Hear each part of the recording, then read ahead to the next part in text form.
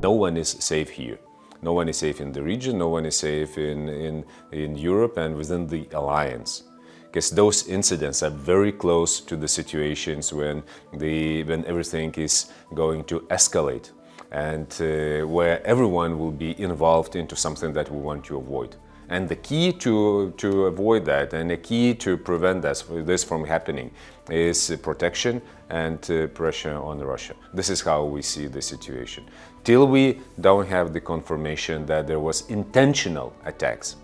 If there was intent to do the harm to allied nation, allied territory, then we have to go to the plans and to the books that we've written for the case of crisis and war.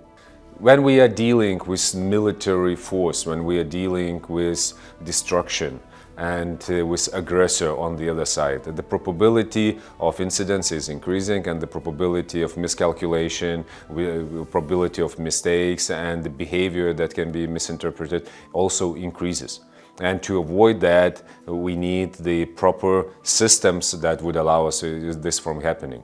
And we see with the repeated activities of Russian drones on allied territory that Russia is not interested in preventing anything from happening on NATO territory. On the contrary, they are just ignoring this. And it means that the Russia is allowing itself to take more risk on itself to get in touch with NATO. This is how it increases. And then it needs not only the very wise approach and diplomacy to avoid this. We are not talking about it. We are talking about minutes and hours when everything goes into the escalation spiral. And it is of everyone's interest to avoid this. Russia's also. Scenarios like we are getting in some situations where we exchange the use of military power against each other. They have to avoid the incidents like this. They have the responsibility to avoid their drones flying into NATO's territory. That's what I mean. Because our response will be, in the case of harm, in the way how country is protecting itself. Because we have to avoid, and we have the obligation to avoid the harm that is being done to our citizens and to our property. This is the very logic, and this is the basics of the security.